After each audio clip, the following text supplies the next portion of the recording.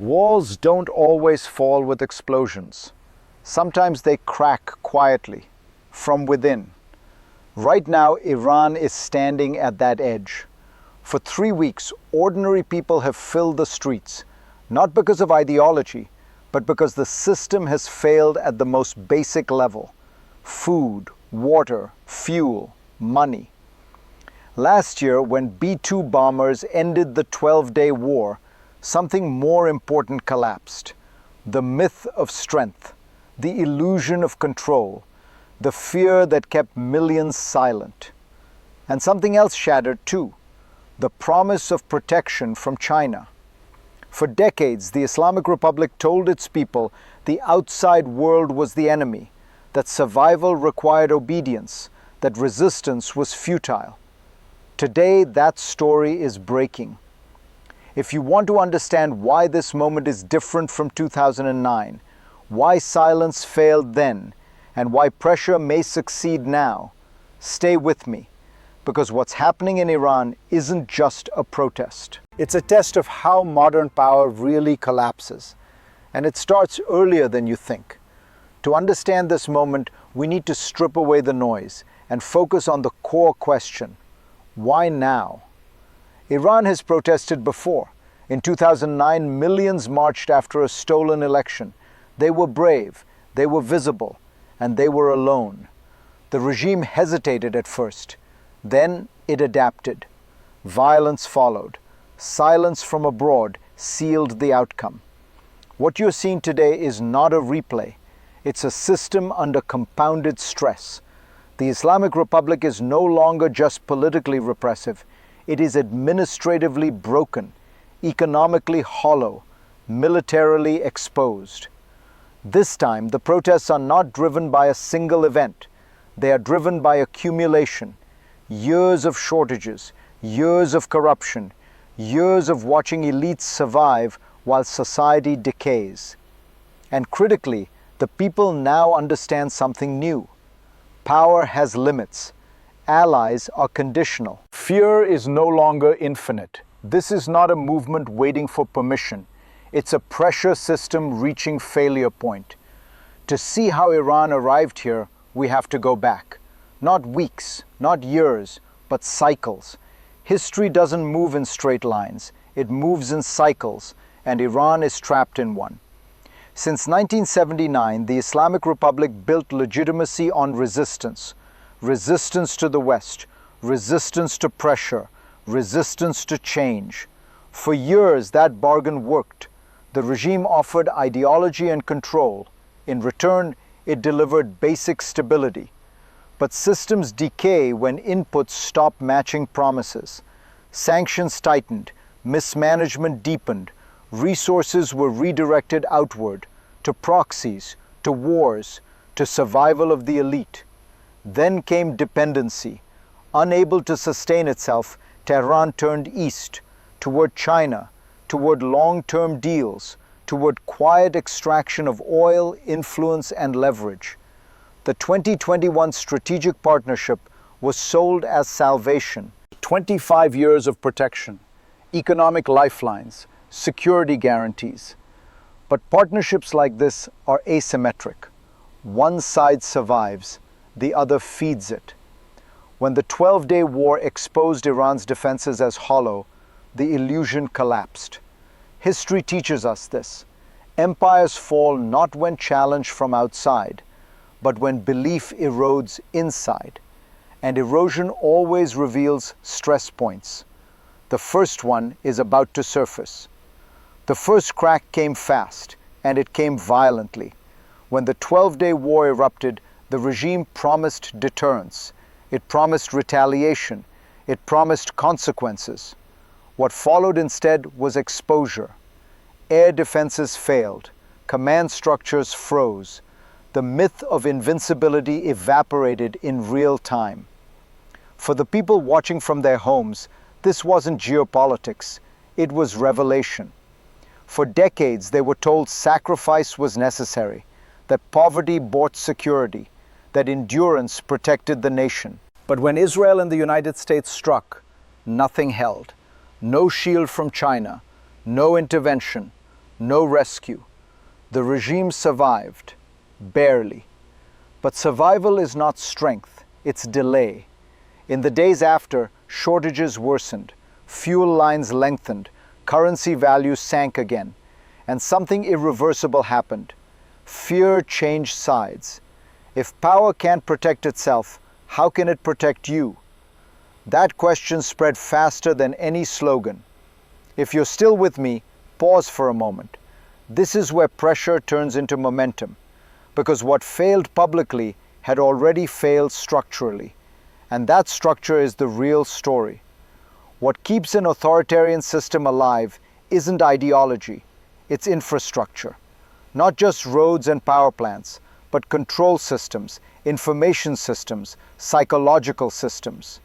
In Iran, that backbone has a name, the National Information Network, designed with Chinese assistance, expanded after 2019, marketed as sovereignty, used as silence. When protests surge, the switch flips. Internet gone, messaging dead, images trapped inside borders. This isn't chaos, it's design. The regime knows it can't outgovern anger, so it disconnects it. But this mechanism has a cost. Every hour offline bleeds the economy. Trade halts, banking stutters, confidence collapses. And unlike violence, this tool exposes weakness. A state forced to unplug itself to survive is admitting it can't win in the open. Here's the deeper irony. This system doesn't just serve Tehran. It serves Beijing's model of control, exported, tested, normalized. If this network fails, it doesn't just free Iranian voices, it damages the credibility of China's digital authoritarianism. That's why this fight isn't only domestic. The second crisis doesn't look like bombs, it looks like absence. When the regime shut down the internet for days, it expected isolation to weaken the streets. Instead, it exposed something far more dangerous: abandonment. China did nothing. No emergency support, no visible aid, no deterrent signal. For years, Tehran sold Beijing as a guarantor, a counterweight to the West, a strategic shield. But when the moment came, that shield evaporated. For protesters, this mattered, not symbolically, practically. If the regime's main patron won't intervene during war, won't rescue an economy in freefall, won't even help restore basic connectivity, then the calculus changes. Power is relational. It depends on perception, and perception shifted. The streets stayed full, not louder, but steadier. This wasn't rage, it was resolve. And resolve is harder to crush than chaos. Because now the question wasn't, can we survive repression? It was simpler. Who is actually on their side? Once people stop believing in rescue from above, they start looking inward. And that's when movements stop being temporary. They become personal. And that is where the real danger begins for any regime. This is where it stops being abstract and starts being about you. If you live in Iran, this isn't strategy, it's survival. You wake up not knowing if water will run, if fuel will be available, if your savings will still matter by nightfall. You are told to endure, again, always again. But now you've seen the truth. When missiles fell, protection failed. When networks shut down, allies vanished. When the system needed help, no one came. So why should you keep believing? This is why these protests feel different. They are not loud because of hope. They are quiet because of clarity. You're no longer asking for reform. You're asking for dignity. And dignity doesn't come from speeches. It comes from standing. If you're watching this from outside Iran, understand this moment. Silence once told people they were alone. Clarity tells them they are seen. If you believe information is power, share this. Talk about it. Because attention is oxygen. And when oxygen reaches the streets, systems that rely on darkness begin to suffocate. What's happening now won't stay contained. It never does. No uprising exists in a vacuum, especially not this one. What's unfolding in Iran is already rippling across borders, quietly, strategically. For China, this is not a side story, it's exposure.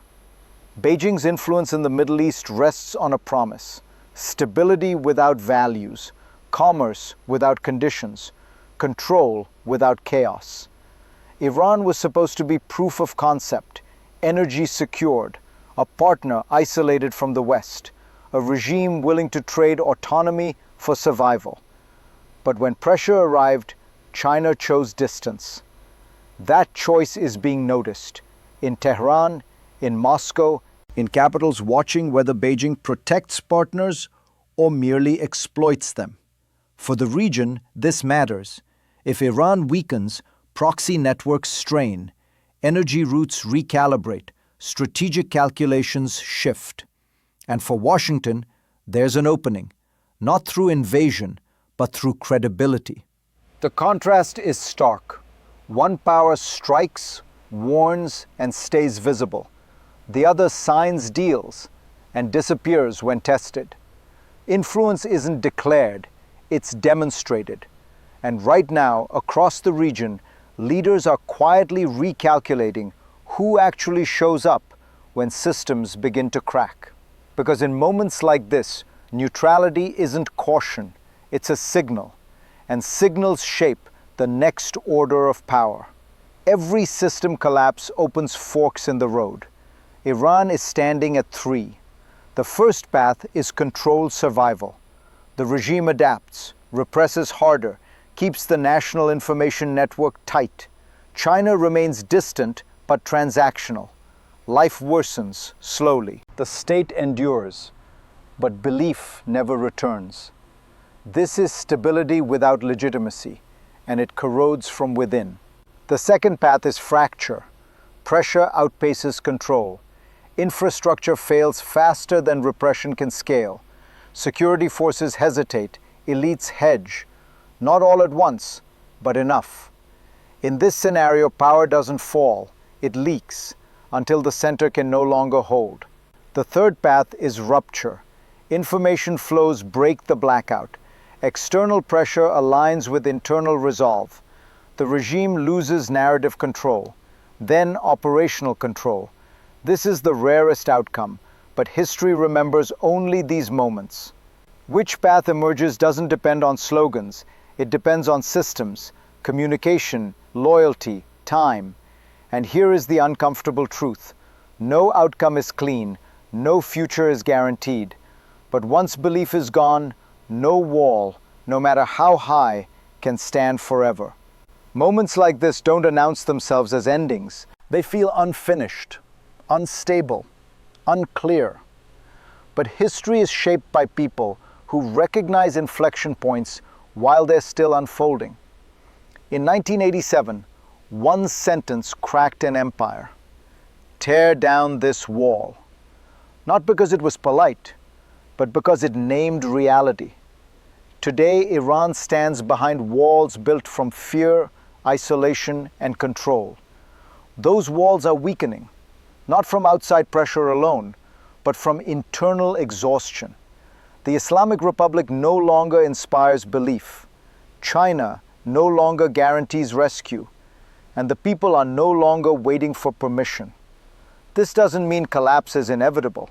It means the veto has expired. Power that survives only through silence is already in decline. What happens next will depend on attention, on information, on whether the world understands that neutrality now favors repression. If this analysis helped you see the system more clearly, stay with this channel, share this conversation, because the next chapter isn't theoretical, it's being written now, and walls don't fall twice.